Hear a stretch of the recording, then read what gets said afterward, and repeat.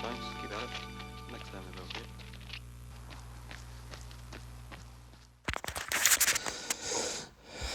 So here we are. This is us in the walls of Londonderry. So this is us at the bottom end of the town. So there's two ways to go, obviously. So you can go clockwise or counterclockwise. We decided to go clockwise, which means that you're heading up quite a steep hill in the early stages, and then coming back down again. So two ways to go.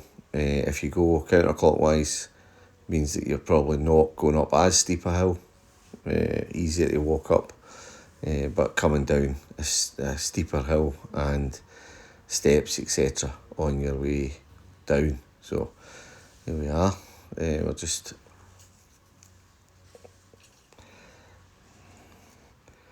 the walls have got a lot of statues, etc. A lot of kind of artwork, a lot of kind of not memorabilia, but things to look at and see as you kind of walk around. So we're on the east wall. As you can see, it's been used for, and there's a wee plaque here telling you what the statue was looking out. So worth stopping, worth having a wee read. As I said, one of the sets of stairs on the walls.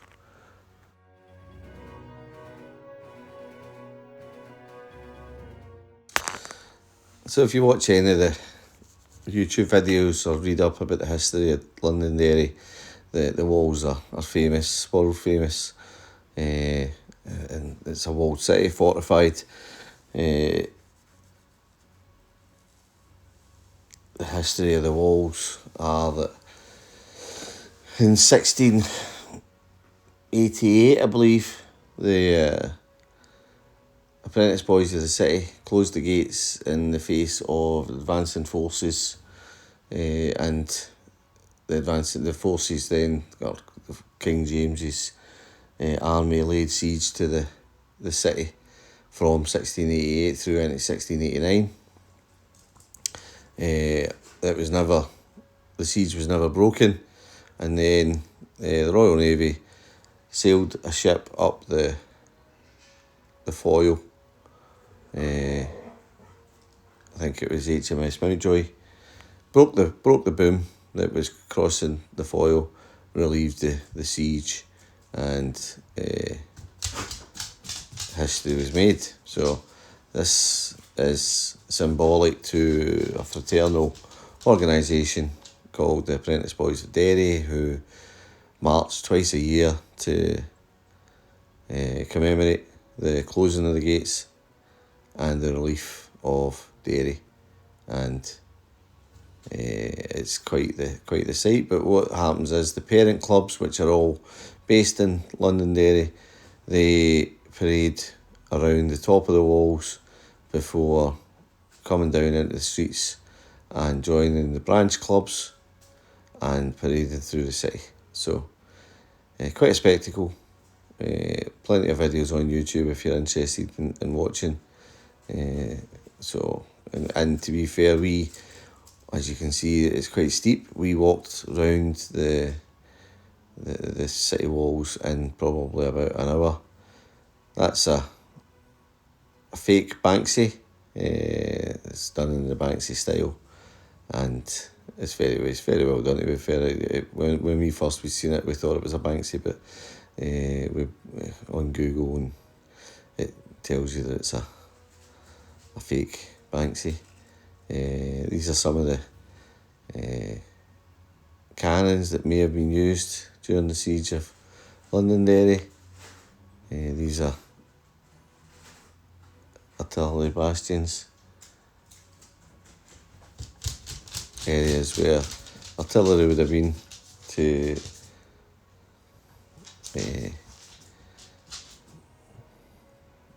send cannon, etc., into any attackers.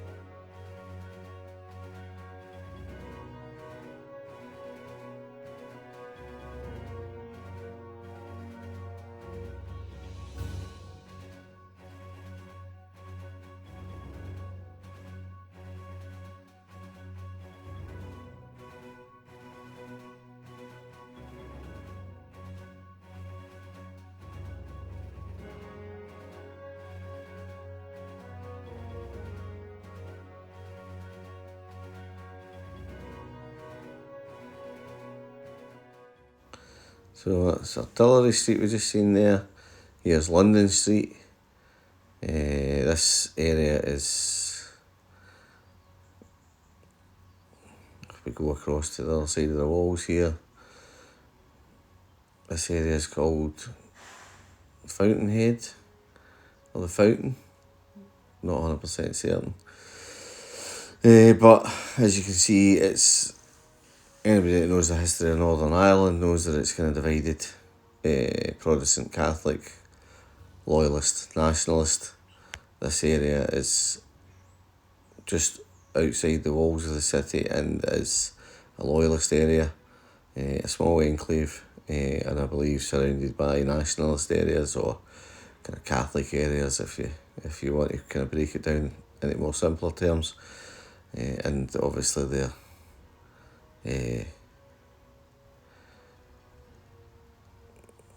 obviously declaring their allegiance on the walls, and that's quite an interesting. If we go back to that previous mural there on the wall, on the brick wall, if you can decipher that, then you're better than me. We had to ask how to do it, so be interesting to know if you could pop some comments into the box below. Here's St Column's Cathedral, beautiful old cathedral within the city itself.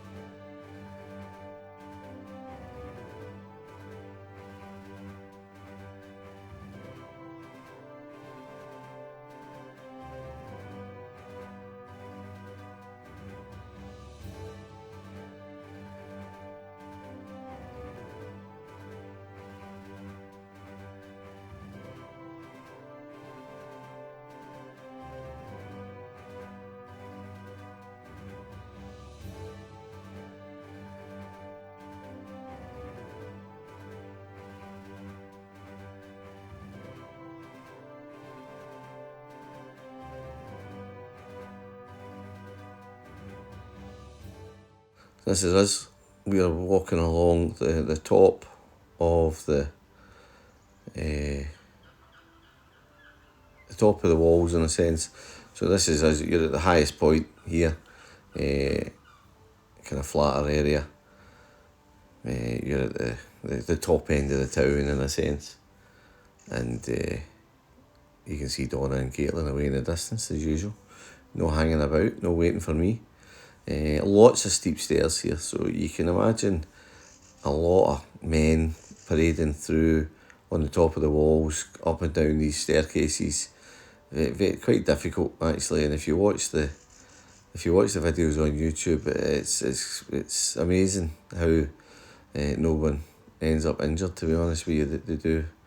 So this is Bishopsgate, made famous in a loyalist song. This is believed to be where the apprentice boys closed the gates in the face of King James's army. So there's, as we cross over here, beneath our feet is a gate with a road, and that's obviously Bishopsgate.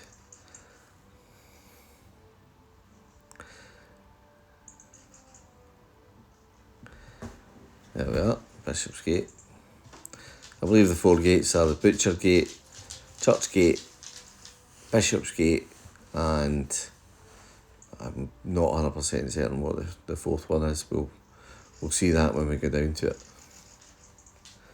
But there's some plaques along the way, well worth reading.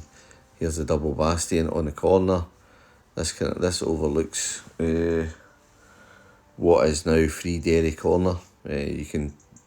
Which is a Republican nationalist area, and you can see that down below the walls of the city. If you and you can go down there. I think we've got a video that shows that as well, where we go down into Free Derry Corner, and we kind of walk around looking at the murals and things like that. So that's to come.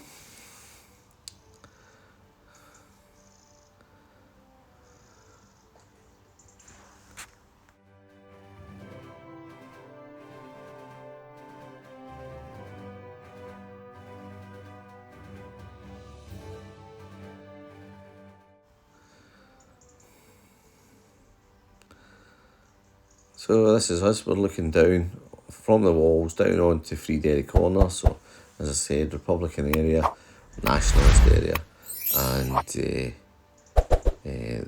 the scenes of some of the worst violence in Northern Ireland during the Troubles.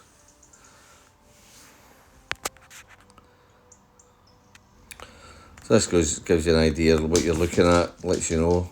Shows you how tight the corners are on the top of the wall. So that's us looking down and looking back the way we've just came. Very, very tight.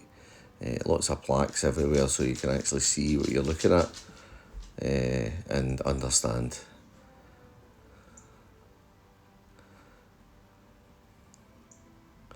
This is the oldest part of the walls, the oldest church. This here is Governor Walker's statue, which was a tall column with Governor Walker on the top of it. It was blown up by the IRA in the 70s, I believe, or the early 80s. And his statue, minus an ear and a finger, now lies in the Siege Museum, which is just beyond where this monument is. These are the plaques that are around the bottom of the column. So the bottom of the column, the plinth, there's Governor Walker. The bottom of the column, or the plinth that stood on it, is still there. And you can see it and walk around it. There's the column in that picture there, you can see it. So that's no longer there, it's gone, blown up. So here we are, top of the walls. These oak trees were planted to symbolise the 13 apprentice boys who closed the gates in the face of King James's army. So they're still there, still standing. St Augustine's Church is, I believe, the oldest church in Northern Ireland. It's still standing, still there, you can see it. I believe you can go in and view it. It's well worth it. This is the platform again, you can see down to up to the Creggan, which is on the top of the hill, and the surrounding area. So this is us walking over Butcher Gate and heading back down towards the river. This is Butcher Gate, looking up towards the Diamond and the War Memorial. And Castlegate, which is at the bottom, obviously. So